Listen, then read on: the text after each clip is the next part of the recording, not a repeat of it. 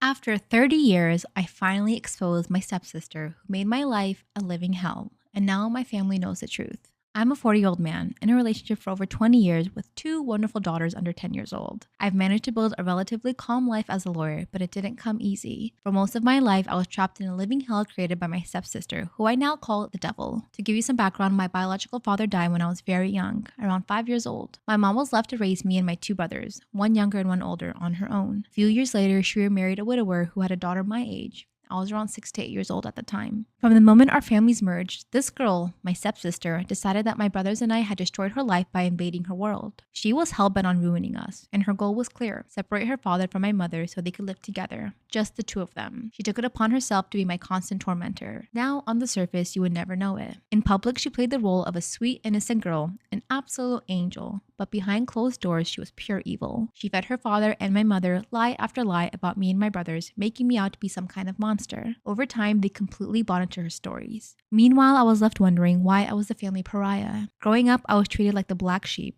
the evil one. The problem? I never really understood why. I was the only one in the family who didn't receive an allowance, ever. The only one not allowed to drive. The only one who wasn't abroad to study for a year like my brothers. The only one whose friends were not allowed to come to the family house. The one who was constantly beaten. You get the picture. I didn't even get to have a cell phone when all of my peers were getting them in the 90s. I wasn't allowed to go away for weekends with friends, and if I wanted to go out, I had to sneak out because asking for permission was a guaranteed no, just for laying some dumb examples I can think of right now. Worse, I wasn't even allowed to get a job growing up because they thought it was dangerous for me to have money. When I finally got selected by a very prestigious lawyer to work and learn with him in my second semester of university, I was thrilled. Turned out he was the best at teaching and the worst at paying, so I had no money. When I got a girlfriend, I had no money to take her out because my parents refused to give me any. Asking for the car to go see her at least at the early beginning was a sure fight. The lawyer said to me when he hired me that he needed my commitment for at least 2 years, and I said yes. But after 1 year, my situation was impossible. All day between university, office, courthouse, clients, study, reports, contracts, girlfriends, friends, no money and no support was hard, so I needed a better paying job. I got an offer from another firm and took it out of need. I still remember the face of the first lawyer when I told him. He knew about my situation and he hated my parents, but it is not like he was going to support me either. I never realized what I did until years later. When I finally managed to save enough to buy my own car, I wasn't allowed to park it at home. I don't these type of stories make me so grateful for the parents I had. It makes me so sad for the people who didn't get to enjoy growing up, because that's your kid. At the end of the day, how can you do the blatant discrepancies between raising your kids? Do you want your kids to hate you later on in life? Is that what it was? In the end, I was the only one kicked out of the house. All this time, I was racking my brain trying to figure out why my family treated me this way. Despite countless attempts to expose my stepsister for the manipulative liar she was, no one ever believed me. It was like she had them all under a spell. My family was obsessed with appearances. We had to look perfect on the outside, and any issues within the family were swept under the rug. One of those hidden secrets was that my stepsister had been diagnosed with schizophrenia traits and other psychological disorders. She had even spent a time in an institution, but no one in the family ever talked about it. If they didn't acknowledge it, it didn't exist, right? Drove me insane. Fast forward 30 years, and I've distanced myself from my family for my own sanity. I'm living a peaceful life with my wife and daughters. Meanwhile, the devil is still single at 40, living with and fully supporting a broke 60-year-old divorced man with a 6-year-old daughter. This guy has no money, yet she's chosen to take care of him. It's baffling, but also so on brand for her. About 2 years ago, my mom and stepfather asked me for legal advice about their will and estate planning. They wanted to make sure everything was in order for when they passed away. The relationship between us had become cordial at best, but I agreed to help. Then, as always, the devil found out. She completely lost her mind, accusing my mom of trying to rob her of her inheritance. She claimed that because she was the only real daughter, she should be the sole heir. To her, my brothers and I were nothing but thieves trying to take what was rightfully hers. She swore she would destroy us all, my mom, my brothers, and me. Then things got darker. She started spreading vicious rumors within the extended family. She accused my older brother of abusing her when we were younger, around 20 years ago, and she claimed that I had molested 2 of our own cousins. She even hinted that my own daughters were in danger around me. Naturally, this caused a huge stir, and my step-uncle, the father of one of the cousins I supposedly molested, was ready to kill me. I'm pretty sure the only thing that stopped him was the fact that we live in different countries. At this point, I knew things were about to spiral out of control. Some of my darkest secrets were at risk of being exposed, so I decided to get ahead of it. I took my wife and drove to my parents' house. I sat them down and told them everything. every embarrassing detail. I told them about my attraction to trans women, my secret kisses with one of the cousins I supposedly molested. We were teenagers and were not even family. We were introduced and told that from now on we were cousins. I mean, come on. Plus, nothing inappropriate ever happened. I told them about my occasional smoking habits, knowing full well how deeply religious my parents are. We're talking Opus Dei level here, so even the mention of weed was a bombshell. So I put out my whole past in front of my parents and wife, every embarrassing detail, in order for the devil to have no more weapons. This was tough, I'm not gonna lie. I ended up in the hospital a couple of days later, almost dying from pancreatitis due to the toll this took on my body. I laid everything on the table, and to my surprise, they believed me. The devil had tormented them for so long that they finally started to see the truth. They realized that maybe I wasn't the problem after all. It only took them 30 years, right? They asked me what they should do. At this point in my life, I have dealt with my more than fair share of abusers. My dad began before dying when I was 3 to 4 years old. So I tell them that if they really want the truth to come out, they must not engage with her. Let her feel and think that her attacks are not working. We agreed that I will tell all of my brothers and half-brothers about the situation and tell them they have to do the same. I told them not to engage with her. Let her self-destruct. The more we ignore her, the more desperate she would become, and eventually she'd make a mistake without any of us doing anything directly to her, so she cannot play the victim role. Important here also to note that, as you can imagine, nobody outside the immediate family would ever believe us since she has always maintained the impeccable image and never ever had made a mistake. But this time, I just know she will, so we put it in motion. We don't talk to anyone, not even my stepfather's brother who wants to kill me. We deny nothing, we engage in nothing. The devil is constantly saying that she will go public and so, but never does. As it is obvious because abusers never do, since doing so would cause them to lose that power over you. For 2 years, we didn't engage. We stayed silent. The devil was left ranting and raving to herself. No one responded. No one gave her any attention. I knew it was killing her. Then, 2 weeks ago, one of my stepbrothers got married, and we all attended the wedding. We hadn't seen each other in a while, and the devil assumed my wife and my brother's wife were still in the dark about everything. She thought my brothers were clueless too. She couldn't have been more wrong. At the wedding, no one greeted her. No one acknowledged her broke sugar daddy either. Tons of pictures were taken, but in most of them, she and her boyfriend were conveniently cut out. The next day, she finally snapped and made her first mistake ever. She texted my wife, ranting about how I was a terrible person, a danger to our daughters, saying we will never speak again, telling her about the horrible human being I am, what a limited and treacherous man I am, and offering to tell her the truth about me when she felt strong and ready. She thought she was dropping a nuke into my marriage. My wife, of course, already knew everything. She finally showed all her true colors there out of desperation, putting out part of herself that she never revealed in public before. So obviously, after spending time on Reddit, I know what to do next. I screenshotted that text and sent it to our extended family group chat, the one with all of the cousins, uncles, and everyone else. I finally exposed her after 30 plus years, publicly confronting her and asking her to tell everyone the truth she kept threatening to reveal. She then made her second mistake. She replied in the group chat, totally gaslighting me. She downplayed everything, claiming I was making a big scene and that I was always overreacting, saying how I'm making such a huge scandal as usual, and how I always have been like this, how my reaction is completely unjustified and that I should stop doing shows and performances and grow up. You can imagine the rest. Then she made her third mistake. She texted my wife again, asking her to delete my crazy messages and saying that she only wanted to clear everything up without drama and that there is absolutely no justification for how I acted. I, of course, screenshotted that text too and sent it to the group chat.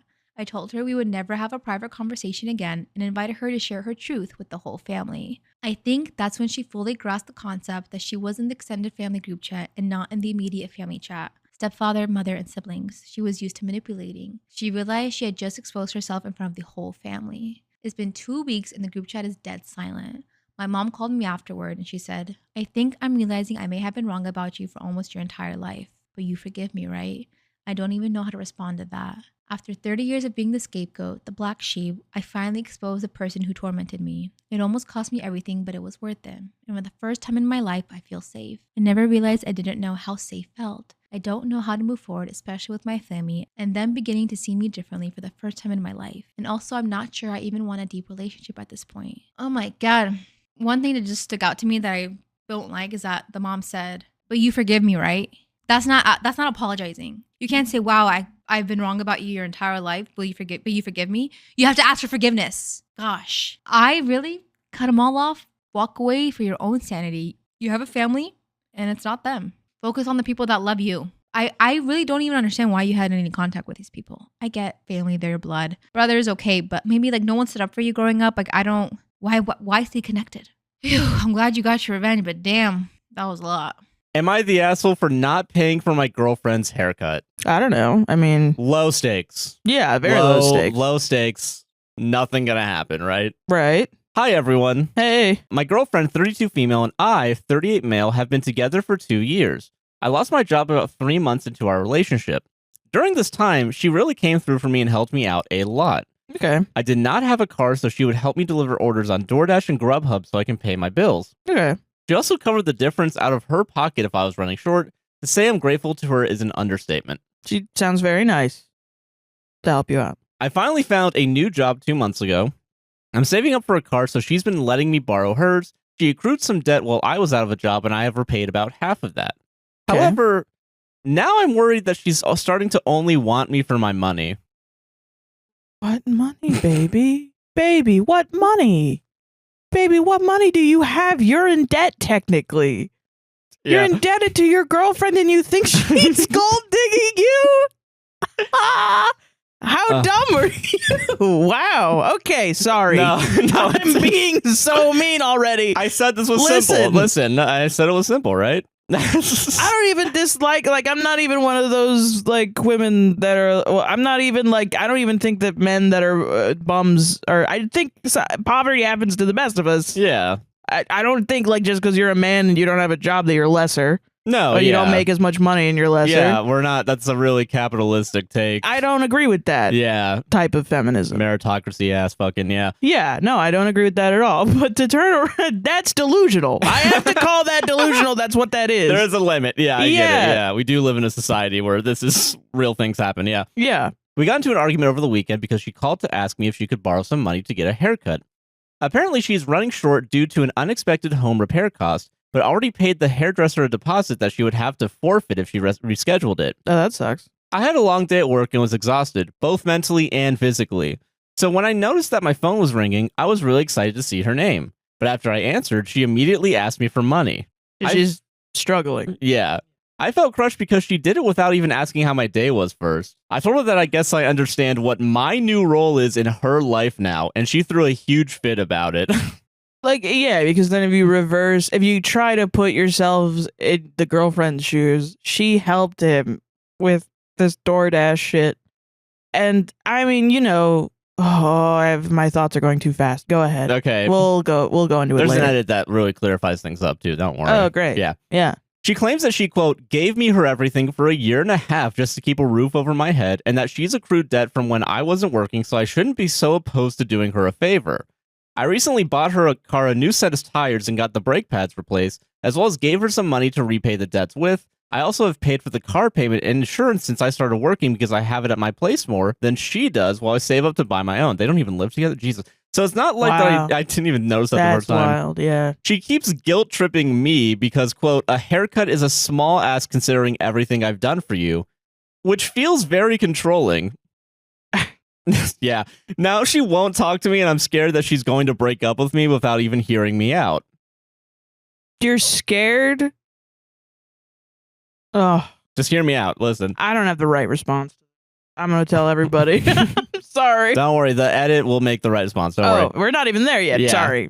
I hated taking her money when I was jobless and that I have to use her car now. I didn't want to do it in the first place. Anytime I needed her to pay for something, it was because it was an important expense like my rent or power. Right. So the way she is asking for something unnecessary like a haircut just feels like a slap in the face.